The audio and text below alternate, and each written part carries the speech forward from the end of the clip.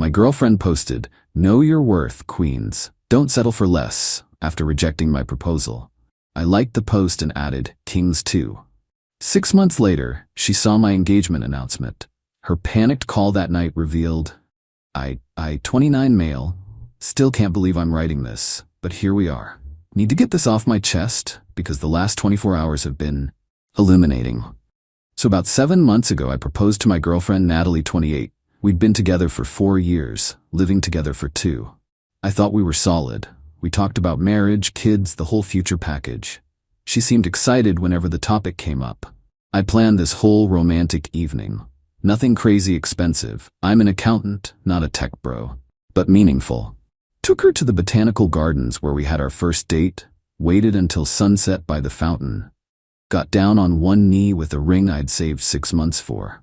Classic solitaire, exactly what she'd pointed out she loved. She said no. Not "I need time to think" or "let's talk about this." Just no.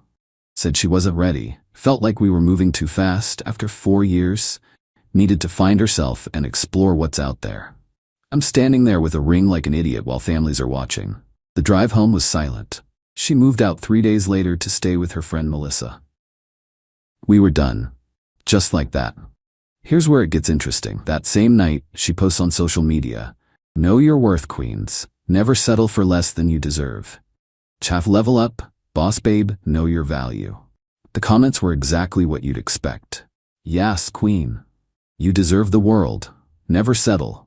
Her friends hyping her up like she just escaped from prison instead of rejecting someone who loved her. I sat there at 2 a.m. scrolling through this. 4 years. I supported her through her career change, helped her pay off her student loans, was there when her dad got sick.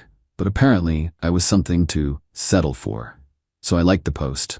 Then commented, "Kings too." The silence after that was deafening. She deleted my comment within an hour, but not before mutual friends saw it. Whatever. I went into autopilot mode. Work, gym, sleep, repeat. Deleted social media apps from my phone, focused on myself. Started therapy because why not? Best decision ever, BW. Helped me realize I'd been making myself smaller to make her feel bigger. About 2 months later, my coworker Jenna, 26F, asked if I wanted to grab coffee after a brutal audit we'd survived together. Just as friends, she knew about the breakup. We started hanging out. She was different, direct, knew what she wanted, appreciated things I did instead of always wanting more. Coffee turned into dinners. Dinners turned into dating. I kept it quiet because I wasn't trying to rebound, but honestly, it felt like breathing again after holding my breath for years. Fast forward to last week. Jenna and I got engaged. She proposed to me. Actually, said she knew what she wanted and didn't see the point in waiting. I said yes immediately. We posted a simple announcement, just a photo of us hiking with adventure partner for life. Yes. My phone started blowing up with congratulations. Old friends, family, coworkers. It was nice. Then at 11:43 p.m. Natalie called. I almost didn't answer, but curiosity won. "Hello?" Heavy breathing. Then, "Are you serious right now, Natalie? 6 months, Mason? 6 months and you're engaged?" I stayed calm. "Yes, congratulations are usually customary." "To your coworker? The mousy one from accounting?" "Jenna's not mousy, she's just not loud about her wins. Her name is Jenna, we're very happy." "This is insane, we were together for 4 years. How could you just move on? The same way you did when you rejected my proposal and called it settling." Silence. Then she dropped the bomb. "I didn't think you'd actually move on. I thought you'd wait." Wait for what? And this is where she revealed what the last 6 months had really been about. Update 1. Holy hell, the response to my post. Thanks for all the support. Now for the rest of that phone call, because it gets worse. After I asked, "Wait for what?" there was this long pause. Then she started crying. Not sad crying, frustrated crying. I needed to see what else was out there, okay? Melissa kept telling me about all these guys she was meeting, investment bankers, lawyers, entrepreneurs. She said I was too young to settle down with the first serious boyfriend I had. I laughed, actually laughed. So I was a safety net? No, I wanted to be sure. I thought if I dated around for a year, experienced more, then we could get back together, and I'd know you were the right choice. By rejecting my proposal publicly? I didn't think you'd see the post. We have 137 mutual friends on there, Natalie. She got defensive then. You don't understand the pressure women face. Melissa showed me all these articles about women who married their first serious boyfriend and always wondered, what if? I didn't want to resent you later. So instead, you humiliated me and expected me to wait while you test drove other guys? It wasn't like that. I barely dated anyone. Now that was interesting. Barely? More silence. Then, the guys Melissa introduced me to were different than I expected. Turns out Queen Natalie's leveling up journey didn't go as planned. The investment banker only wanted hookups. The lawyer ghosted her after 2 dates when she wouldn't sleep with him. The entrepreneur was actually unemployed and living with his parents, just had a good Instagram game. I realized pretty quickly that what we had was special. I was going to reach out at the 1-year mark, make it seem like I'd grown and was ready. You'd propose again, and we'd live happily ever after based on a lie? It wasn't a lie. I did grow. I learned what I wanted. Yeah, you learned you wanted your backup plan. Sorry, but this safety net found someone who chose me first. She lost it. Started screaming about how Jenna was a downgrade and a rebound. How I was rushing into things to hurt her. How our mutual friends thought it was suspicious how fast I moved on. I stayed calm. Natalie, you ended our relationship. You made it clear I wasn't enough. I respected that and moved on. I found someone who thinks I'm her first choice, not her safe option after testing the market. You're making a huge mistake. She doesn't even know you like I do. You're right. She doesn't know the me who dimmed his light to make someone else comfortable. She knows the version who shows up fully. I like him better. Then she hit me with, when you realize what you've lost and come crawling back, I won't be waiting. Good, because I won't be crawling anywhere. Goodbye, Natalie. I hung up. Thought that was the end of it. I was wrong. Update 2. It's been 3 days since the phone call. Buckle up because Natalie and her crew went from 0 to 100 real quick. First, Melissa started. She DM'd Jenna on Instagram before Jenna even knew who she was. The message was a masterpiece of manipulation. Hey girl, just wanted to reach out woman to woman. I'm friends with Mason's ex, and I thought you should know some things about your fiancé. He's clearly using you as a rebound. He was obsessed with Natalie, proposed after hounding her for months. When she said she needed time to think, he basically stalked her social media. Now he's love-bombing you to make her jealous. Don't fall for it. You seem sweet, and you deserve better than being someone's revenge relationship. Jenna showed me immediately. We laughed about it. Then she responded, thanks for the concern, though I'm curious why you're more invested in my relationship than your friend's dating life. How'd those setups work out for her? Melissa blocked her immediately. Now. But they weren't done. Next came the flying monkeys, mutual friends who suddenly needed to check in on me. Brad, who I hadn't talked to in months. Hey bro, heard about the engagement. Quick turnaround, huh? You sure you're not rushing? My college roommate Derek. Dude, Natalie's really torn up. Maybe you guys should talk? Even my cousin texted. Natalie reached out to me. She's worried about you making impulsive decisions. Maybe slow down? The audacity. I posted one thing on social media. Funny how people who didn't check on you during your healing suddenly care about your happiness. 20 minutes later, Natalie called from a different number. I'd blocked her main one. I answered because I knew this would be good. Mason, we need to talk about this maturely. We really don't. You're clearly hurt and acting out. I get it, but destroying what we had over pride. What we had a relationship where you were apparently shopping for upgrades while keeping me as a backup. We had 4 years where I thought we were building something together while you were waiting for something better. That's destroyed, Natalie. You destroyed it. I made a mistake. People make mistakes. Your mistake was thinking I'd wait around while you figured out if you could do better. My mistake was proposing to someone who was already 1 foot out the door. So you're marrying Jenna out of spite? I'm marrying Jenna because she looked at me and thought, yes, him, he's the one. No doubts. No, let me see what else is out there. Just yes. She switched tactics. What about everything I helped you through? When you were stressed about your CPA exams? When your mom was sick? I was there. You were. And I was there when your dad had surgery. When you switched careers. when your anxiety was bad. That's what partners do. But it doesn't mean you own my future. I know you, Mason. This isn't you. You don't move this fast. You analyze everything. Maybe that's because I spent 4 years analyzing how to make you happy instead of asking if I was happy. Silence. Then in a small voice, were you not happy? I was happy enough. But enough isn't enough anymore. So that's it? You're throwing away 4 years for someone you've known for a few months? No. I'm choosing to build something new with someone who chose me first. Not as a fallback, not as a safe option, first. When this crashes and burns.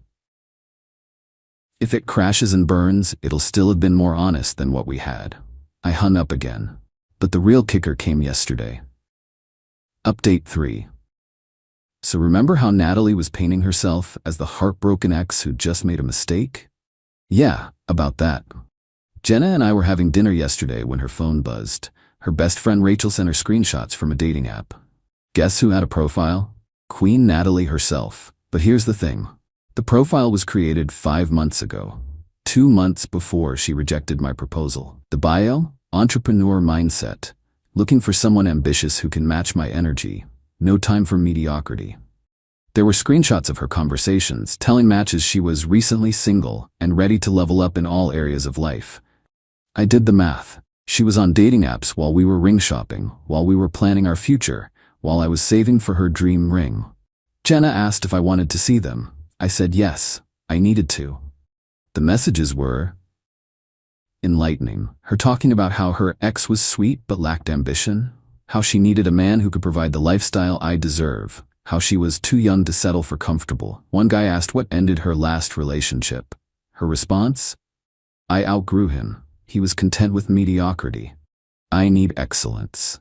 Mediocrity. 4 years, helping each other through life, building something together. Mediocrity. But the best part?